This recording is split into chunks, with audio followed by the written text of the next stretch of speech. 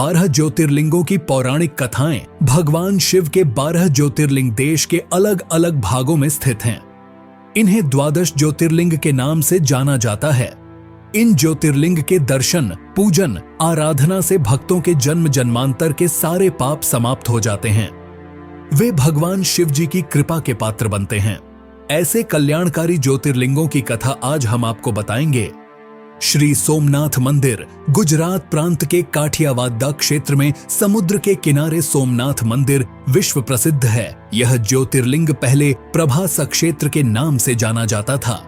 यहीं भगवान श्री कृष्ण ने जरा नामक व्याध के बाण को निमित्त बनाकर अपनी लीला का अंत किया था। इस ज्योतिर्लिंग की कथा का पुराणों में भी वर्णन है। दक्ष प्रजापति की 27 कन्याएं थीं। उन सभी का विवाह चंद्रदेव के साथ हुआ था, किंतु चंद्रमा का समस्त अनुराग व प्रेम उनमें से केवल रोहिणी के प्रति ही रहता था। उनके इस कृत्य से दक्ष प्रजापति की अन्य कन्याएं बहुत अप्रसन्न रहती थीं। उन्होंने अपनी यह व्यथा कथा अपने पिता को सुनाई। दक्ष प्रजापति ने इसके लिए चंद्रदेव को अनेक प्रकार से समझाया, किंतु रोहिणी के वशीभूत उनके हृदय पर इसका कोई प्रभाव नहीं पड़ा। दक्ष ने क्रुद्ध होकर उन्हें क्षयग्रस्त हो जाने का शाप दे दिया। इस शाप के कारण चंद्रदेव तत्काल क्षयग्रस्त हो गए। उनके क्षयग्रस्त होते ही पृथ्वी पर सुधा शीतलता वर्षण का उनका सारा कार्य रुक गया। चारों ओर त्राही त्राही मच गई। चंद्रमा भी बहुत दुखी और चिंतित रहने लगे थे। उनकी प्रार्थना सुनकर इंद्रादि देवता तथा वशिष्ठ आदि अर्षिगण उनके उद्धार के लिए पितामह ब्रह्मा जी के पास गए। सारी बातों को सुनकर ब्रह्मा जी ने कहा, चंद्रमा, अपने शाप विमोचन के लिए अन्य देवों के साथ पवित्र प्रभास क्षेत्र में जाकर मृत्युंजय भगवान शिव की आराधना करो। उनकी कृपा से अवश्य ही इनका शाप नष्ट हो जाएगा और ये रोगमुक्त हो जाएंगे। ब्रह्मा जी के कहे अनुसार चंद्रदेव ने मृत्युंजय भगवान की आराधना का सारा कार्य पूरा किया। उन्होंने घोर तपस्या करते हुए 10 करोड़ बार मृत्युंजय मंत्र का जप किया। इससे प्रसन्न होकर मृत्युंजय भगवान शिव ने उन्हें अमरत्व का वर प्रदान किया। उन्होंने कहा, चंद्रदेव, तुम शोक न करो। मेरे वरदान से तुम्हारा शाप मोचन तो होगा ही, साथ ही साथ प्रजापति दक्ष के वचनों की रक्षा भी हो जाएगी।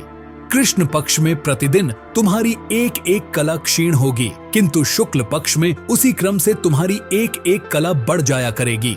इस प्रकार प्रत्येक पूर्णिमा को तुम्हें पूर्ण चंद्रत्व प्राप्त होता रहेगा। चंद्रमा को मिलने वाले इस वरदान से सारे लोकों के प्राणी प्रसन्न हो उठे। सुधाकर चंद्रदेव पुनः 10 दिशाओं में सुधा वर्षण का कार्य पूर्ववत करने लगे।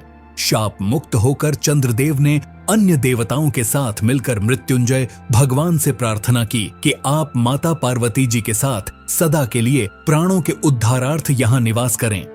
भगवान शिव उनकी इस प्रार्थना को स्वीकार करके ज्योतिर्लिंग के रूप में माता पार्वती जी के साथ तभी से यहाँ रहने लगे। पावन प्रभास क्षेत्र में स्थित इस सोमनाथ ज्योतिर्लिंग की महिमा महाभारत, श्रीमद् भागवत तथा स्कंद पुराण आदि में विस्तार से बताई गई है। चंद्रमा का एक नाम सोम भी है। उन्होंने भगवान शिव को ही अपना नाथ स्वामी मानकर यहाँ तपस्या की थी, इसलिए इस ज्योतिर्लिंग को सोमनाथ कहा जाता है। श्री मल्लिकार्जुन आंध्र प्रदेश में कृष्णा नदी के तट पर दक्षिण का कैलाश कहे जाने वाले श्री शैल पर्वत पर श्री मल्लिकार्जुन ज्योतिर्लिंग स्थित है। महाभारत, शिव पुराण तथा पद्म पुराण आदि धर्म ग्रंथों में इसकी महिमा और महत्ता का विस्तार से वर्णन किया गया है। पुराणों में इस ज्योतिर्लिंग की कथा कुछ इस प्रकार है। एक समय की बात है, भगवान शंकर जी के दोनों पुत्र श्री गणेश और श्री कार्तिकेय स्वामी विवाह के लिए परस्पर झगड़ने लगे। प्रत्येक का आग्रह था कि पहले मेरा विवाह किया जाए। उन्हें लड़ते झगड़ते देखकर भगवान शंकर और मां पार्वती ने कहा, तुम लोगों में से जो पहले पूरी पृथ्वी का चक्कर लगाकर यहाँ वापस लौट आएगा, उसी का विवाह पहले किया जाएगा। माता पिता की यह बात सुनकर श्री कार्तिकेय स्वामी तो अपने वाहन मोर पर विराजित हो तुरंत पृथ्वी के चक्कर लगाने के लिए दौड़ पड़े। गणेश जी के लिए तो यह कार्य बड़ा ही कठिन था। एक तो उनकी काया स्थूल थी, दूसरे उनका वाहन भी मूषक चूहा था। भला वे दौड़ में स्वामी कार्तिकेय की बराबरी किस प्रकार कर पाते।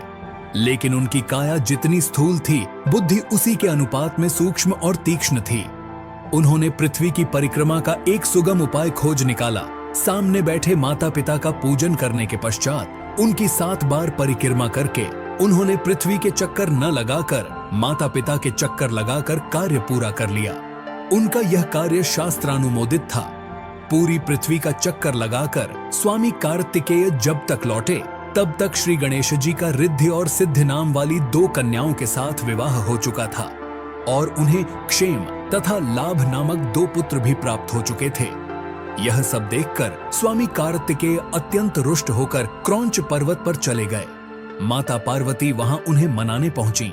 जब कार्तिक को पता चला कि उनकी माता पिता यहाँ आने वाले हैं, तो कार्तिक वहां से दूसरी जगह चले गए। जिस स्थान में माता पार्वती और भगवान शिव ने अपने पुत्र की प्रतीक्षा की थी, उसे अब श्रीसेलम के नाम से जाना जाता है। उन्होंने अपने पुत्र से परेशान होकर उन्होंने एक ज्योतिर्लिंग का रूप धारण किया और वहीं रहने लगे और तब से मल्लिकार्जुन ज्योतिर्लिंग के नाम से प्रख्यात हुए। मल्लिका का अर्थ है पार्वती और अर्जुना का अर्थ है शिव। इस मल्लिकार्जुन शिवलिंग का दर्शन पूजन एवं अर्चन करने वाले भक्तों की सभी सात्विक मनोकामनाएं पूर्ण हो जाती हैं। दैहिक, दैविक, भौतिक सभी प्रकार की बाधाओं से वे मुक्त हो जाते हैं। श्री महाकालेश्वर यह परम पवित्र ज्योतिर्लिंग मध्य प्रदेश के उज्जैन नगर में है।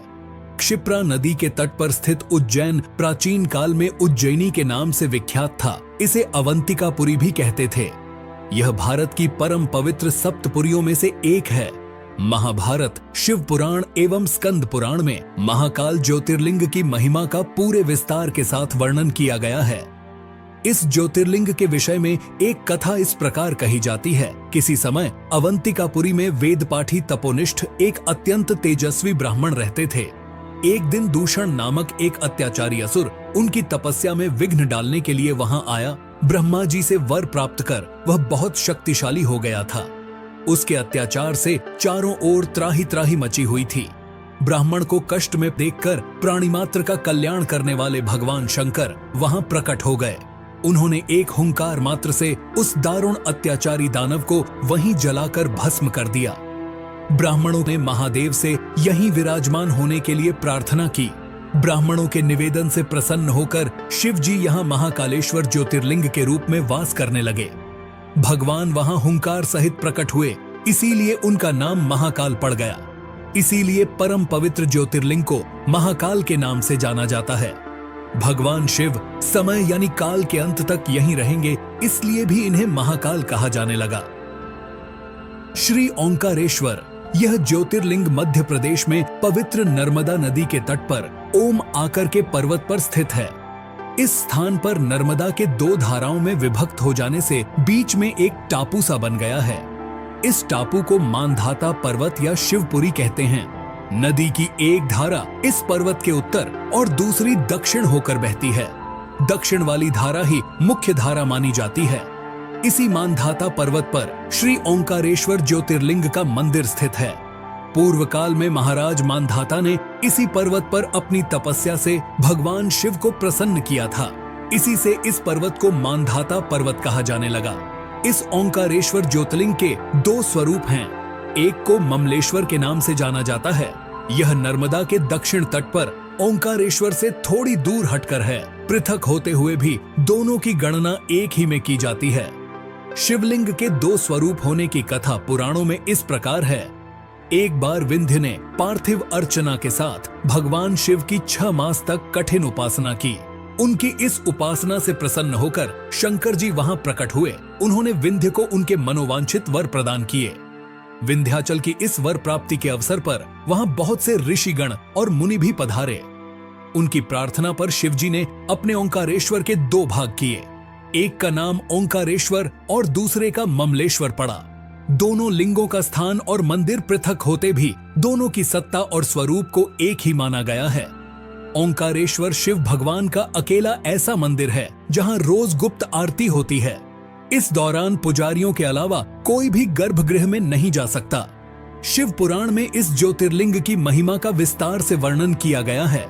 श्री ओंकारेश्वर और श्री ममलेश्वर के दर्शन का पुण्य बताते हुए नर्मदा स्नान के पावन फल का भी वर्णन किया गया है।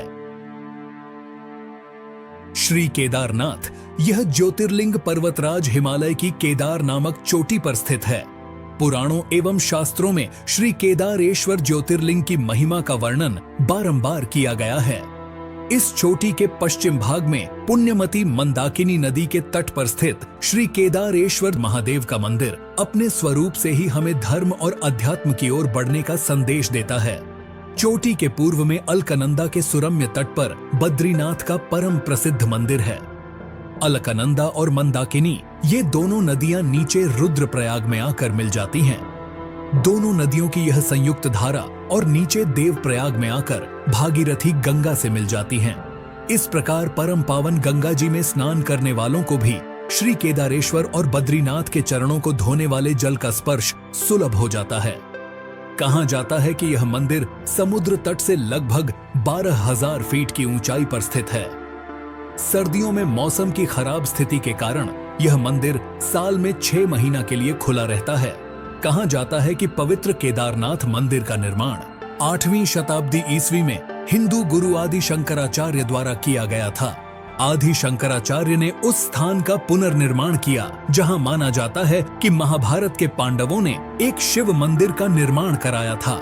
पौराणिक कथा के अनुसार ऐसा कहा जाता है कि पांडव अपने कौरव भाइयों का अंत करने के बाद अपने पापों का प्रायश्चित करने के लिए भगवान शिव से माफी मांगने जाना चाहते थे, लेकिन भगवान शिव उनसे मिलना नहीं चाहते थे। इसके बाद भगवान शिव गुप्तेश्वर में छुप गए, जहां आज केदारनाथ का ज्योतिर्लिंग स्थित है। पांडवों ने और द्रौपदी ने एक बैल देखा जो अन्य बैल से बहुत अनोखा था। पांडवों में से भीम ने उन्हें पहचान लिया कि वह बैल कोई और नहीं बल्कि भगवान शिव है। भगवान शिव जो उनसे छिप रहे थे वे नंदी बैल के रूप में थे। भीम ने बैल को पकड़ने की कोशिश की लेकिन सफल नहीं हो सका। बैल ने खुद को जमीन में धंसा लिया था। भीम ने बैल की पूंछ पकड़कर बाहर खींचने की कोशिश की लेकिन वह नहीं कर सके। इसके बाद भगवान शिव ने खुद को और नीचे धकेल दिया और अलग अलग स्थानों में केवल कुछ हिस्सों में ही प्रकट हुए। जैसे कि केदारनाथ में उनके पीठ का ऊपरी हिस्सा प्रकट हुआ, तुंगनाथ में भुजाएं, मध्य महेश्वर में नाभि और पेट, रुद्रनाथ में चेहरा और कल्पेश्वर में बाल सिर प्रकट हुआ। पांडवों ने शिव की पूजा करने के लिए इन 5 केदारों पर मंदिर बनवाए, जिससे वह अपने पापों से मुक्त हो गए और भगवान शिव ने त्रिकोण रूप में इस पवित्र स्थान केदारनाथ में रहने का वादा किया। इसीलिए केदारनाथ इतना प्रसिद्ध है और भक्तों द्वारा पूजनीय है। भगवान शिव का यह ज्योतिर्लिंग इतना चमत्कारिक है कि केदारनाथ में आया भयंकर प्रलय भी इससे हिला नहीं पाया था। 2013 में जब बाढ़ का पानी पहाड़ से जब नीचे की ओर गिर रहा था, तभी उस पानी में विशालकाय एक पत्थर लुढ़ककर नीचे आया और मंदिर के पास आकर रुक गया, जिससे पानी का बहाव 2 भागों में बट गया और मंदिर को कुछ नहीं हुआ। इसीलिए अब इस चमत्कारिक शिला को भीमशिला के नाम से जाना जाता है। भीमाशंकर ज्योतिर्लिंग। यह ज्योतिर्लिंग पुणे से लगभग 100 किलोमीटर दूर सह्याद्री की पहाड़ी पर स्थित है। इसे भीमाशंकर भी कहते हैं। इस ज्योतिर्लिंग की स्थापना के विषय में यह कथा कही जाती है। प्राचीन काल में भीम नामक एक महाप्रतापी राक्षस था। वह कामरूप प्रदेश में अपनी मां के साथ रहता था। वह महाबली राक्षस राज रावण के छोटे भाई कुंभकर्ण का पुत्र था, लेकिन उसने अपने पिता को कभी देखा न था। उसके होश संभालने के पूर्व ही भगवान राम के द्वारा कुंभकर्ण का वध कर दिया गया था। जब वह युवावस्था को प्राप्त हुआ तब उसकी माता ने उससे सारी बातें बताईं। भगवान विष्णु के अवतार श्री रामचंद्र जी द्वारा अपने पिता के वध की बात सुनकर वह महाबली राक्षस अत्यंत क्रुद्ध हो उठा। अब वह निरंतर भगवान श्री हरि के वध का उपाय सोचने लगा। उसने अपने अभीष्ट की प्राप्ति के लिए 1000 वर्ष तक कठिन तपस्या की। उसकी तपस्या से प्रसन्न होकर ब्रह्मा जी ने उसे लोक विजयी होने का वर दे दिया। अब तो वह राक्षस ब्रह्मा जी के उस वर के प्रभाव से सारे प्राणियों को पीड़ित करने लगा। उसने देवलोक पर आक्रमण करके इंद्र आदि सारे देवताओं को वहां से बाहर निकाल दिया। पूरे देवलोक पर अब भीम का अधिकार हो गया। उसने कामरूप के परम शिव भक्त राजा सुदक्षिण पर आक्रमण करके उन्हें मंत्रियों अनुचरों सहित बंदी बना लिया। इस प्रकार धीरे धीरे उसने सारे लोकों पर अपना अधिकार जमा लिया। उसके अत्याचार से वेदों, पुराणों, शास्त्रों और स्मृतियों का सर्वत्र एकदम लोप हो गया। वह किसी को कोई भी धार्मिक कृत्य नहीं करने देता था। इस प्रकार यज्ञ, दान, तप आदि के सारे काम एकदम रुक गए। भीम के अत्याचार की भीषणता से घबराकर ऋषि मुनि और देवगण भगवान शिव की शरण में गए और उनसे अपना तथा अन्य सारे प्राणियों का दुख कहा। उनकी यह प्रार्थना सुनकर भगवान शिव ने कहा, मैं शीघ्र ही उस अत्याचारी राक्षस का संहार करूंगा। उसने मेरे प्रिय भक्त कामरूप नरेश को भी सेवकों सहित बंदी बना लिया है।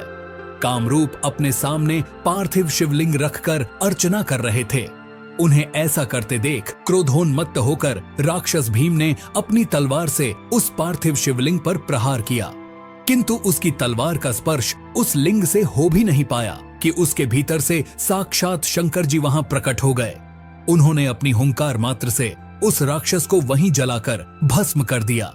भगवान शिव जी का यह अद्भुत कृत्य देखकर सारे ऋषि मुनि और देवगण वहां एक होकर उनकी स्तुति करने लगे। लोगों ने भगवान शिव से प्रार्थना की कि महादेव, आप लोक कल्याणार्थ अब सदा के लिए यहीं निवास करें। यह क्षेत्र शास्त्रों में अपवित्र बताया गया है। आपके निवास से यह परम पवित्र पुण्य क्षेत्र बन जाएगा। भगवान शिव ने सबकी यह प्रार्थना स्वीकार कर ली। वहां वह ज्योतिर्लिंग के रूप में सदा के लिए निवास करने लगे। उनका यह ज्योतिर्लिंग भीमेश्वर के नाम से विख्यात हुआ। काशी विश्वनाथ ज्योतिर्लिंग, काशी विश्वनाथ मंदिर भारत के उत्तर प्रदेश के वाराणसी शहर में पवित्र गंगा नदी के तट पर स्थित है। वाराणसी भारत में सबसे लंबे समय तक रहने वाले शहरों में से एक है, जिसे बनारस या काशी के नाम से भी जाना जाता है, और ये भारत के साथ सबसे पवित्र शहरों में से एक है और कई महत्वपूर्ण हिंदू मंदिरों का घर है। बनारस को एक ऐसे जगह के रूप में भी जाना जाता है जहां आयुर्वेद और योग परंपरा के निर्माता पतंजलि रहते थे और शिक्षा देते थे। ये एक महत्वपूर्ण बौद्ध शहर भी है, क्योंकि कहा जाता है कि बुद्ध ने अपना पहला उपदेश यही दिया था। इस पवित्र शहर में गंगा नदी के किनारे कई घाट है, लेकिन सबसे बढ़कर ये भगवान शिव का शहर है। कहा जाता है कि भगवान शिव चाहेंगे वही लोग यहाँ आ सकेंगे। ये मोक्ष प्राप्त करने और जन्म और मृत्यु के चक्र से मुक्त होने के लिए सबसे महत्वपूर्ण तीर्थ स्थलों में से एक है। ऐसा माना जाता है कि काशी विश्वनाथ पहला ज्योतिर्लिंगो है जो पृथ्वी को तोड़कर आकाश तक चमका, और ऐसा करके उसने अन्य सभी देवताओं पर अपना वर्चस्व स्थापित किया। इस मंदिर में ज्योतिर्लिंग के साथ शक्तिपीठ भी है। इस मंदिर में शिव को विश्वेश्वर के नाम से भी जाना जाता है, जिसका अर्थ है ब्रह्मांड का शासक।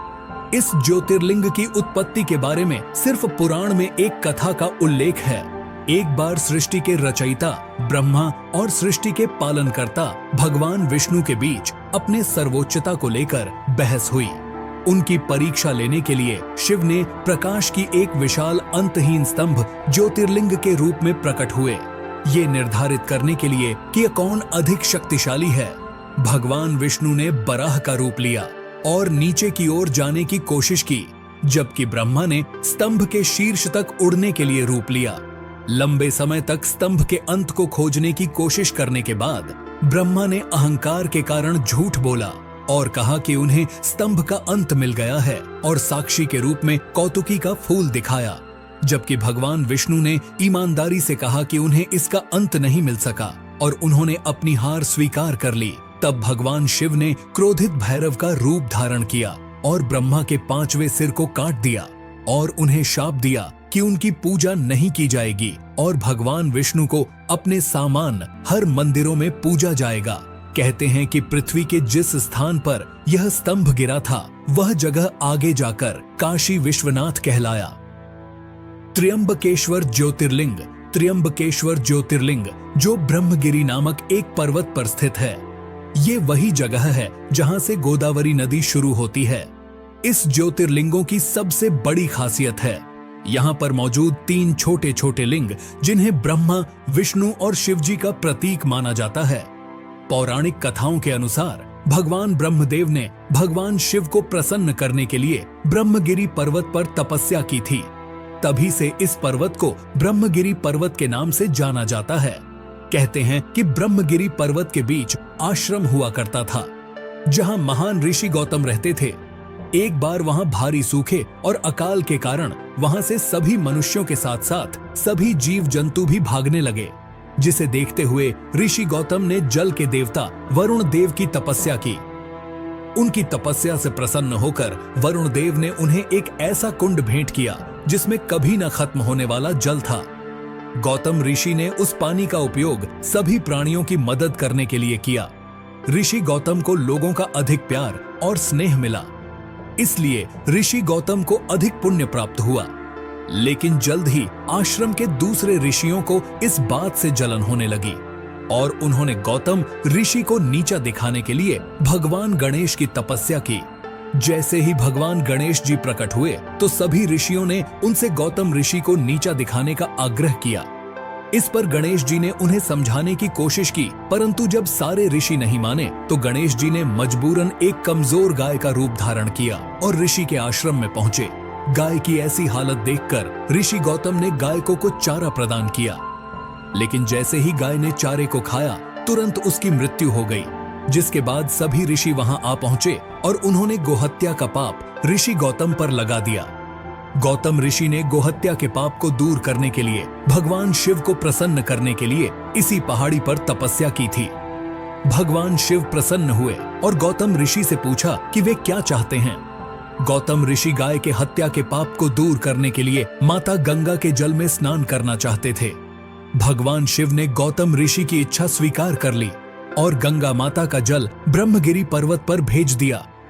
लेकिन गंगा नदी वहां से बार बार गायब हो जाती थी, क्योंकि गंगा माता वहां अकेले नहीं जाना चाहती थी। इसलिए गंगा माता ने आगे भगवान शिव से त्र्यंबकेश्वर में उनके साथ रहने के लिए प्रार्थना की और भगवान शिव ने गंगा माता के अनुरोध को स्वीकार कर लिया और ज्योतिर्लिंग त्र्यंबकेश्वर के रूप में भूमि से उत्पन्न हुए, जिसे आज त्र्यंबकेश्वर ज्योतिर्लिंग के रूप में जाना जाता है। वैद्यनाथ ज्योतिर्लिंग। वैद्यनाथ ज्योतिर्लिंग झारखंड राज्य के देवघर में स्थित है। ज्योतिर्लिंग को सिद्धपीठ भी कहा गया है, जहां पर भक्तों की मुराद जल्दी पूरी होती है। पौराणिक कथाओं के अनुसार रावण शिवजी को प्रसन्न करने के लिए हिमालय क्षेत्र में तपस्या कर रहा था। उसने अपने 9 सिर शिवजी को अर्पित कर दिया था। जैसे ही वो अपने 10वें सिर का बलिदान देने वाला था, शिवजी उनके सामने प्रकट हुए और उनसे पूछा कि वे क्या चाहते हैं। रावण ने कामना ज्योतिर्लिंग को लंका द्वीप पर ले जाने को कहा और शिव को कैलाश से लंका ले जाने का इच्छा व्यक्त की। भगवान शिव रावण के अनुरोध पर सहमत हुए, लेकिन एक शर्त के साथ उन्होंने कहा कि यदि लिंग को रास्ते में कहीं भी रखा गया तो ये देवताओं का स्थायी निवास बन जाएगा और इसे कभी भी स्थानांतरित नहीं किया जा सकेगा। ये सुनकर कि भगवान शिव कैलाश पर्वत पर अपने निवास स्थान से चले गए, सभी देवी देवता चिंतित हो गए। उन्होंने भगवान विष्णु से इसका समाधान मांगा। भगवान विष्णु ने पानी से जुड़े देवता वरुण देव को रावण के पेट में प्रवेश करने के लिए कहा, जिसके परिणाम स्वरूप और देवघर के आसपास के क्षेत्र में उसे पेशाब करने की आवश्यकता महसूस हुई। कहानी में कहा गया है कि विष्णु जी ने एक चरवाहे का रूप लिया। जब रावण पेशाब करने गया तो उसने इस ग्वाले को एक लिंग दिया। वरुण देव की उपस्थिति के कारण रावण को खुद को राहत देने में बहुत लंबा समय लगा। काफी देर तक रावण की प्रतीक्षा करने पर चरवाहा क्रोधित हो गया। फिर उसने लिंग को जमीन पर रख दिया और वहां से चला गया। वापस लौटने पर रावण ने लिंग को उठाने का प्रयास किया, लेकिन अपने प्रयास में असफल रहा। यह जानकर परेशान हो गया कि यह भगवान विष्णु का काम था और जाने से पहले रावण ने लिंग पर अपना अंगूठा दबाया, जिससे शिवलिंग आंशिक रूप से क्षतिग्रस्त हो गया।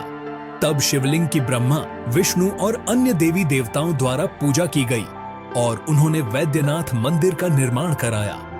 तब से महादेव ने कामना लिंग के अवतार के रूप में देवघर में निवास करते हैं। नागेश्वर ज्योतिर्लिंग। नागेश्वर ज्योतिर्लिंग अंधा नागानाथ महाराष्ट्र में स्थित है। नागेश्वर ज्योतिर्लिंग के बारे में सिर्फ पुराण में एक कथा दारुका नामक एक राक्षस के बारे में बताती है, जिसने सुप्रियो नामक एक शिव भक्त पर हमला किया और उसे अपने शहर दारुकावन में कई अन्य लोगों के साथ कैद कर लिया। जो समुद्र के नीचे एक शहर था जिसमें समुद्री सांप और राक्षस रहते थे। सुप्रियो के तत्काल उपदेश पर कैदियों ने शिव के पवित्र मंत्र का जाप करना शुरू कर दिया, जिसके तुरंत बाद शिव जी प्रकट हुए और राक्षसों का विनाश हुआ। जिसके बाद सुप्रियो ने उस ज्योतिर्लिंग की विधिवत पूजा की और शिवजी से इस स्थान पर रहने का आग्रह किया, जो कि आगे चलकर नागेश्वर ज्योतिर्लिंग के नाम से प्रसिद्ध हुआ। रामेश्वरम ज्योतिर्लिंग। रामेश्वरम तमिलनाडु के रामनाथपुरम जिले में एक शहर रामेश्वरम में स्थित है। इस मंदिर तक समुद्र के ऊपर पंबन पुल के माध्यम से पहुंचा जा सकता है। इस ज्योतिर्लिंग को विश्व के सबसे पुराने ज्योतिर्लिंग में से एक माना जाता है। बताया जाता है कि ये ज्योतिर्लिंग रामायण काल के समय जितना पुराना है, जिसे खुद भगवान श्री राम ने रावण को मारने के बाद ब्रह्म हत्या के पाप से बचने के लिए शिव जी की पूजा करने के लिए स्थापित किया था। केवल यही नहीं कहा तो ये भी जाता है कि आज के समय में जो रामेश्वरम मंदिर में जो पानी के 24 कुंड है, उसे भगवान राम ने अपनी वानर सेना की प्यास बुझाने के लिए अपने तीर से बनवाए थे। इस मंदिर के गलियारे को विश्व का सबसे बड़ा गलियारा कहा जाता है, जो कि 1212 स्तंभ पर टिका हुआ है। कहते हैं कि श्री राम ने श्रीलंका में राक्षस राजा रावण, जो एक ब्राह्मण था, उसके खिलाफ युद्ध के दौरान की गई हत्या के पाप से मुक्ति के लिए यहाँ शिव से प्रार्थना की थी। पुराणों के अनुसार श्री राम ने अपनी पत्नी सीता और अपने भाई लक्ष्मण के साथ यहाँ लिंगम स्थापित किया और पूजा की। रावण को मारते समय श्री राम पर ब्रह्म हत्या का पाप लगा। शिव जी की पूजा करने के लिए श्री राम ने हनुमान जी, जो स्वयं शिव जी के अवतार थे, उन्हें हिमालय से ज्योतिर्लिंग लाने का निर्देश देते हैं। क्योंकि लिंगम को लाने में अधिक समय लगा, इसीलिए माता सीता ने पास के समुद्र तट से रेत से एक लिंगम बनाया, जिसे आज भी मंदिर के गर्भगृह में स्थापित माना जाता है। ये विवरण वाल्मीकि द्वारा लिखित मूल रामायण में अच्छी तरह से समर्थित है, जहां ये युद्ध कांड में लिखा गया है। घृष्णेश्वर ज्योतिर्लिंग। घृष्णेश्वर ज्योतिर्लिंग महाराष्ट्र के औरंगाबाद से 30 किलोमीटर दूर भरेल गांव में स्थित है। गांव न सिर्फ घृष्णेश्वर ज्योतिर्लिंगों के लिए जाना जाता है, बल्कि इस जगह पर विश्व प्रसिद्ध एलोरा कैव्स भी देखने को मिलती है। घृष्णेश्वर शब्द का अत्यधिक महत्व है, क्योंकि इसका अर्थ है करुणा का भगवान। इस मंदिर को विभिन्न नाम से जाना जाता है, जैसे कि उसमेश्वर, घूसमेश्वर, दुष्मेश्वर और ग्रीष्मेश्वर। कहानी ये है कि शिवालय गांव में सुधर्मा नामक एक ब्राह्मण था, जो अपनी पत्नी सुधैया के साथ देवगिरी पहाड़ों में रहते थे। ये दंपति निसंतान थे, इसलिए सुधैया ने अपनी छोटी बहन घुसमा का विवाह अपने पति से कर दिया। अपनी बहन की सलाह पर घुसमा प्रतिदिन 101 लिंग बनाती, उसकी पूजा करती और पास के झील में विसर्जित कर देती। आखिरकार उसे एक बच्चे का आशीर्वाद मिला। समय के साथ सुदैया अपनी बहन से ईर्ष्या होने लगी और उसने घुसमा के पुत्र की हत्या कर दी और उसे उसी झील में फेंक दिया जहां उसकी बहन लिंग को विसर्जित करने जाती थी। हालांकि घुसमा की बहन ने उसे बताया कि उसके बेटे की हत्या में सुदैया का हाथ था। घुसमा ने भगवान शिव की दया पर पूरा भरोसा करते हुए अपने दैनिक अनुष्ठान जारी रखा और अपने विश्वास के उपरांत जब वो लिंग को विसर्जित करने गई तो उसने अपने बेटे को अपनी ओर आता हुआ देखा। भगवान शिव उनके सामने प्रकट हुए और उसे उसकी बहन के घृणित कार्यों के बारे में बताया। घुसमा ने भगवान शिव से अपनी बहन को क्षमा करने का अनुरोध किया। प्रसन्न होकर भगवान शिव ने उन्हें वरदान दिया। घुसमा ने भगवान शिव से यही रुकने का आग्रह किया। यही कारण है कि भगवान शिव यहाँ स्वयं ज्योतिर्लिंग के रूप में प्रकट हुए।